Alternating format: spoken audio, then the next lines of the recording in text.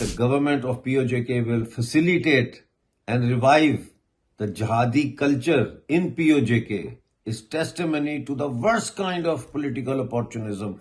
Pakistan is hated in POJK today so much that you cannot raise Pakistani flag voluntarily in any part of POJK. Proxy war against India in Jammu Kashmir orchestrated by Pakistan is still on. Everywhere you see the jihadis are in action. This is the first time in the history of POJK when a sitting prime minister has said that the government will facilitate jihadi culture. This is like calling for the genocide indirectly. What he's saying indirectly is calling for the genocide of non-Muslims in Jammu Kashmir. United Nations and the International Court of Justice should take notice of it. He should be removed from his office because he's become an adventurist.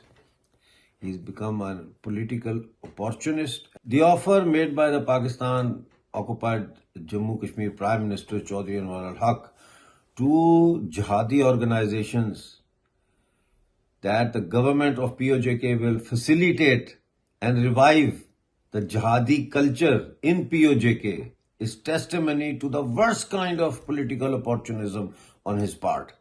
He has completely lost his popularity after the civil disobedience movement that was launched by the Joint Awami Action Committee.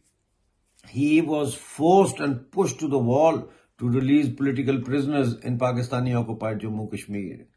And 5 to 6 general strikes over a period of 2 years he had to face, which has decreased not only his own popularity and the popularity of his government, but also the popularity of the slogan Kashmir Banega Pakistan. And Pakistan is hated in POJK today so much that you cannot raise Pakistani flag voluntarily in any part of POJK.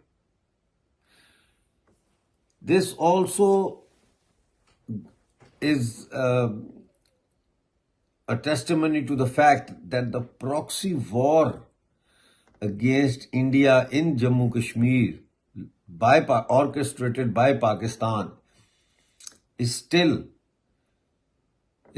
on. Sometimes it goes on the back burner, but now it seems that they're bringing it to the front burner, and there is danger that the jihadi groups from POJK and jihadi elements in Jammu Kashmir in India are going to try to form alliances and continue with their terrorist activities. On the other hand, there is danger that by stoking this jihadi culture and jihadi organizations in POJK, they are going to target progressives, liberals, and especially those who are nationalist, secular element inside POJK, those who are considered pro-Indian and who accept the instrument of accession of 1947 signed between the Maharaja Hari Singh and the Mountbatten, Governor General of India. And I hope that it doesn't happen, but there are serious concerns regarding a spate of extrajudicial killing in POJK. Already, many youths have been extrajudicially killed in Pakistan, like cities like Rawalpindi and Karachi.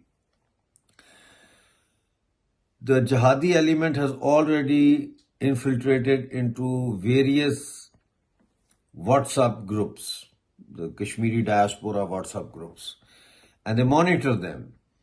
and then they threaten secular-minded nationalists or pro-Indian stance, those who take pro-Indian stance.